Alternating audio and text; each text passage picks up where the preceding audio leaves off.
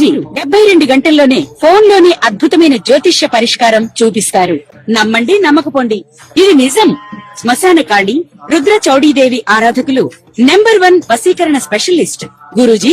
మనిషి పుట్టుక నుండి చనిపోయే వరకు వచ్చే అన్ని క్లిష్టమైన సమస్యలకు పరిష్కారం ఇక్కడ లభిస్తుంది. విద్య, ఉద్యోగం, వ్యవహారం, స్త్రీ ప్రేమ, పెళ్లి, సంతానం, స్త్రీ పురుష వశీకరణం, భూవశం, భార్యాభర్తల కలహాలు, కోర్టు సమస్యలు, విడాకుల సమస్యలు, చేతబడి, అప్పుల బాధ, ఇంకా మీకు ఎలాంటి సమస్యలు ఉన్నా 72 గంటల్లోనే. వృశ్చిక రాశి ప్రేక్షకులకు స్వాగతం. విశాఖ నక్షత్రం 4వ పాదం, అనురాధ నక్షత్రం 4 పాదాలు, అలానే జ్యేష్ఠ నక్షత్రం 4 పాదాలు వృశ్చిక రాశి కింద వస్తాయి. శ్రీ పరాభవనామ సంవత్సరంలో వృశ్చిక రాశి వాళ్ళకి శని ఈ సంవత్సరం మొత్తం కూడా మీన రాశిలోనే, అనగా మీ జన్మ రాశి నుంచి పంచమ స్థానంలోనే సంచారం చేస్తూ ఉంటారు. ఇక రాహు కేతు ఇద్దరు కూడా సంవత్సరం చివరి వరకు, అంటే డిసెంబర్ 5వ తేదీ వరకు రాహు కేతు రాశి పరివర్తన కూడా ఉండదు. రాహు యాజ్ ఇట్ ఈస్ కుంభంలో సంచారం, కేతు యాజ్ ఇట్ ఈస్ సింహంలో సంచారం చేస్తూ ఉంటారు. అంటే మీ జన్మరాశి నుంచి చతుర్థ స్థానంలో రాహు, దశమ స్థానంలో కేతువు. అయితే డిసెంబర్ 5వ తేదీ తర్వాత రాహు మకరంలోకి ప్రవేశిస్తారు, కేతు కర్కాటక రాశిలోకి ప్రవేశిస్తారు. అంటే మీ జన్మరాశి నుంచి తృతీయ స్థానంలోకి రాహు, నవమ స్థానంలోకి కేతువు. ఇక్కడ ముఖ్యంగా గురువు గారు జూన్ 1వ తేదీ వరకు అష్టమ స్థానంలో, అంటే మిథున రాశిలో సంచారం చేస్తూ ఉంటారు. జూన్ 1వ తేదీ ఆయన నవమ స్థానంలోకి, అంటే కర్కాటక రాశిలోకి ప్రవేశిస్తున్నారు. జూన్ 1వ తేదీ నుంచి అక్టోబర్ 31వ తేదీ వరకు కర్కాటక రాశిలో సంచారం చేసి అక్టోబర్ 31వ తేదీ ఆయన సింహ రాశిలోకి ప్రవేశిస్తున్నారు. మళ్ళీ సంవత్సరం చివరిలో ఆయన వక్రించి కర్కాటక రాశిలోకే ప్రవేశిస్తున్నారు. ఈ గ్రహ సంచార రీత్యా వృశ్చిక రాశి వాళ్ళకి, వృశ్చిక రాశి ప్రేక్షకులకు ఒక ముఖ్యమైన గమనిక. మనం గోచారం ద్వారా ఈ గురుబలము, శని బలము, రాహుకేతు బలాలు, అలానే ఆదాయ వ్యయ ఫలాలని మనం చెప్పుకుంటున్నాం. ఒక రాశికి ఈ సంవత్సరం గురుబలం ఉంటే వచ్చే సంవత్సరం గురుబలం ఉండదు. అలానే కొంతమంది అంటూ ఉంటారు, మాకు ఏళ్ళనాటి శని అయిపోయిందని, అయినా మాకు మంచి జరగట్లేదు అని. గోచారంలో ఉంటున్న గురుబలము, శని బలము, ఆదాయ వ్యయ ఫలితాల వలనే మన జీవితంలో అన్నీ జరగవు. మన వైయక్తిక జన్మజాతక రీత్యా శుభ కారకత్వం వహించే గ్రహ దశలు గనక జరుగుతూ ఉన్నప్పుడు, అప్పుడు ఆ సమయం అంతా లైఫ్ అనేది స్మూత్ గా సాగుతూ ఉంటుంది. ఎటువంటి ఇబ్బందులు రాకుండా మంచి జాబు, మంచి లైఫ్ మనం లీడ్ చేస్తూ వెళ్తూ ఉంటాము. ఆ సమయంలో గురుబలం వస్తే రెట్టింపు శుభ ఫలితాలని అనుభవిస్తాం. ఆ సమయంలో గురుబలం లేకపోయినా శుభ ఫలితాలని అందుకుంటూ ఉంటాం. వై? బికాజ్ మన జాతక రీత్యా శుభకారకత్వం వహించే గ్రహ దశలు జరుగుతూ ఉంటాయి కాబట్టి. అదే మన జన్మ జాతక రీత్యా పాపగ్రహాల దశాభక్తి జరుగుతూ ఉన్నప్పుడు మన లైఫ్ అనేది స్మూత్ గా సాగిపోతూ ఉండదు. ఇబ్బందులు, స్ట్రగల్స్ ఫేస్ చేస్తూ ఉంటాము. చాలా ఎమోషనల్ కి గురి అవడము, చాలా ఇబ్బందిగా ఉంటుంది ఆ సమయం అంతా. ఆ సమయంలో గురుబలం వస్తే ఆ గురుబలం ఉన్నన్ని రోజులు ఊపిరి పీల్చుకోగలుగుతాము. అంటే మేజర్ గా మనం గురుబలం వలన లేదా శని బలం వలన, ఆదాయ వ్యయ ఫలితాల వలన మన జీవితంలో అన్ని జరగవు. అలానే గోచారం ద్వారా మీరు చూస్తూ ఉంటారు, ఈ రాశుల వాళ్ళకి ఈ ఒక మాసంలో గజకేసరి యోగము, ఈ సంవత్సరం గజకేసరి యోగము లేదా విపరీత రాజయోగం పట్టబోతుంది, శుక్రదశ పట్టబోతుంది అని. ఇవన్నీ కూడా గోచారంలో వర్తించవు, అప్లికేబుల్ గా ఉండవు. వాస్తవాన్ని గుర్తించండి. గజకేసరి యోగం అనేది 100 మందిలో ఒకరికి మాత్రమే ఉంటుంది. అందులోన మీన లగ్నం, కర్కాటక లగ్నంలో పుట్టిన వాళ్ళకి ఎక్కువ శాతం ఫలితాలు ఇస్తుంది. అన్ని లగ్నం వాళ్ళకి గజకేసరి యోగం ఫలితాలు వర్తించదు. అలానే శుక్రదశ కూడా అందరికీ యోగ ఫలితాలు ఇవ్వదండి. సో 100 మందిలో 20% మందికి మాత్రమే శుక్రదశ యోగిస్తుంది. ఇక శ్రీ పరాభవనామ సంవత్సరంలో ఈ వృశ్చిక రాశి వాళ్ళకి ముఖ్యంగా జూన్ వరకు పెద్దగా చేంజెస్ అయితే కనిపించవు. ఒక పక్క పంచమ స్థానంలో శని సంచారం. పంచమ స్థానం అంటే పూర్వపుణ్యస్థానం. ఈ పంచమ స్థానంలో శని లాంటి కర్మకారకుడు వచ్చినప్పుడు, పంచమ స్థానం అంటే ఏంటి? మన సంతానము, మన ఆలోచన విధానము, ఎక్స్ట్రా ఏమైనా అర్న్ చేస్తున్నామా, ఎక్స్ట్రా సంపాదిస్తున్నామా. జాబ్ చేస్తూ కూడా కొంతమంది ఎక్స్ట్రా అర్న్ చేస్తూ ఉంటారు, అంటే ఎక్స్ట్రా డబ్బుని సంపాదిస్తూ ఉంటారు. షేర్ మార్కెట్ లో పెట్టి ఆ డబ్బులు తీసుకోవడం, ఇట్లా ఇన్వెస్ట్మెంట్ చేసి, ఇట్లాంటివి. అలానే సంతానం విషయము, అలానే ప్రేమ విషయము, అంటే మనం ఎవరైనా ప్రేమిస్తున్నామా, అలానే మనం చేసే వృత్తి వ్యాపారాలకి మనకి ఎక్కడైనా రికగ్నైజేషన్, మంచి గుర్తింపు వస్తుందా. సో ఇవన్నీ కూడా పంచమ స్థానం. అలాంటి పంచమ స్థానంలోకి శని ప్రవేశించినప్పుడు అష్టకర్గ బిందులు ఒకసారి చూసుకోవాలి. 0, 1, 2 గనకిచ్చి ఉంటే వాళ్ళకి ఒకలాగా, 4, 5, 6 గనకిచ్చి ఉంటే వాళ్ళకి ఒకలాగా.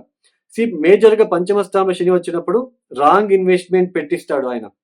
రాంగుగా ఇన్వెస్ట్మెంట్ చేసి నష్టపోవడము, బెట్టింగ్లు, జూజాడము, చెడు అలవాట్లకి గురి అవ్వడము, అలానే గ్యాస్ట్రిక్ సమస్యలు ఏర్పడము, అలానే అసిడిటీ లాంటివి ఏర్పడము, అలానే సంతానం విషయంలో సమస్యలు, సంతానం విషయంలో ఇబ్బందులు, మీ పేరుకి ప్రఖ్యాతులకి ఎక్కడో ఒక చోటు నెగిటివ్ ఇంపాక్ట్ కలగడము, అంటే గుర్తింపు లేకుండా చెడ్డ పేరు తీసుకోవడానికి అవకాశాలు ఉండడము, ఏదో తెలియని గందరగోళ పరిస్థితిలో ఒక భయము, అలానే ముఖ్యంగా ఇక్కడ ప్రేమికులు ఎవరైతే ఉంటారో వాళ్ళకి అక్కడ బ్రేకప్ లాంటిది జరగడము, ఇట్లాంటివన్నీ జరుగుతూ ఉంటాయి.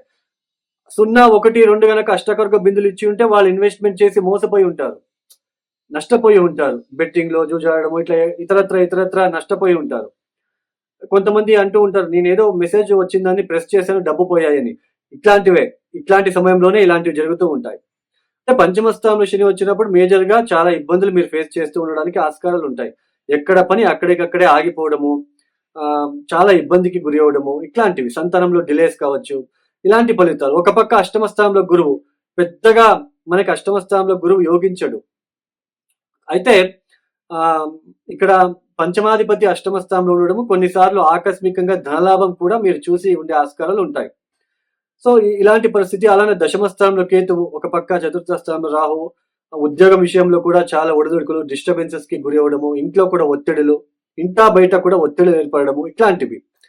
అయితే ఈ జూన్ 1వ తేదీ నవమ స్థానంలోకి ప్రవేశిస్తున్నారు గురువు గారు. జూన్ 1వ తేదీ నుంచి అక్టోబర్ 31వ తేదీ ఈ సమయం అంతా, 5 మాసాల సమయం అంతా కూడా ఎక్సలెంట్ గా ఉండబోతుంది. నవమ స్థానంలో గురు సంచారం చేసే సమయంలో నవమ దృష్టితో పంచమ స్థానాన్ని, తన ఒక స్వక్షేత్రాన్ని చూస్తూ ఉంటాడు కాబట్టి ఎక్సలెంట్ పీరియడ్.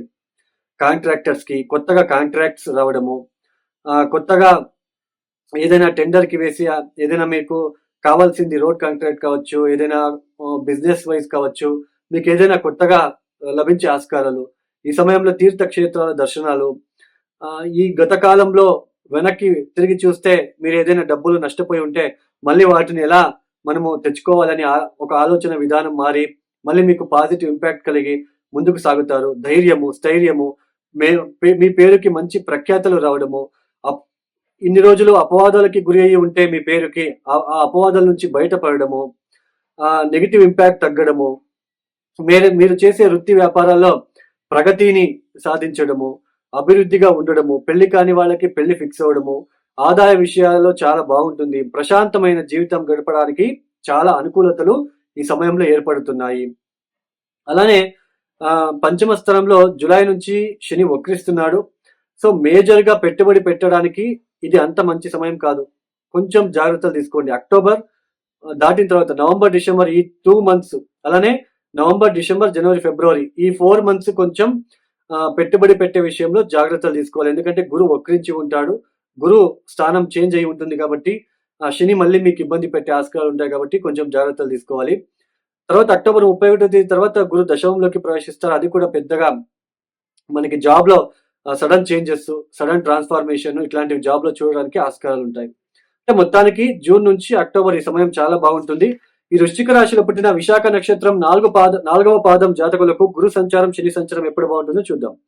గురు సంచారం జూన్ 18 నుంచి ఆగస్ట్ 19, ఈ సమయం అంతా ఎక్సలెంట్ గా ఉంటుంది. మీరు చేసే ప్రతి పని మీకు చాలా మంచి ఫలితాలు ఇస్తుంది.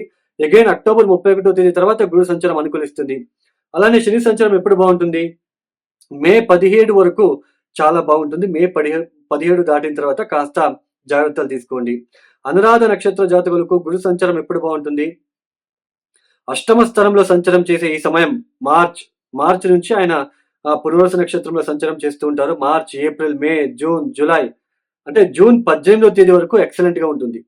మార్చ్, ఏప్రిల్, మే, జూన్ 18వ తేదీ వరకు అష్టమ స్థానంలో సంచారం చేసే సమయం. ఈ సమయంలోనూ కూడా చాలా బాగుంటుంది. మళ్ళీ ఆగస్ట్ 19వ తేదీ తర్వాత మళ్ళీ మీకు అనుకూలతలు ఏర్పడతాయి. శని సంచారం ఎప్పుడు బాగుంటుంది? మే 17 దాటిన తర్వాత బాగుంటుంది. మీరు చేసే ప్రతి పనికి రికగ్నైజేషన్ అప్పుడు రావడానికి ఛాన్సెస్ ఉంటుంది. అలానే జ్యేష్ఠ నక్షత్రంలో పుట్టిన వాళ్ళకి గురు సంచారము మార్చ్, ఏప్రిల్, మే, జూన్, జూలై, ఆగస్ట్ 19వ తేదీ వరకు ఎక్సలెంట్ గా ఉంటుంది. అలానే అక్టోబర్ 31వ తేదీ తర్వాత బాగుంటుంది. శని సంచారం ఎప్పుడు బాగుంటుంది? మే 17 వరకు మాత్రమే బాగుంటుంది.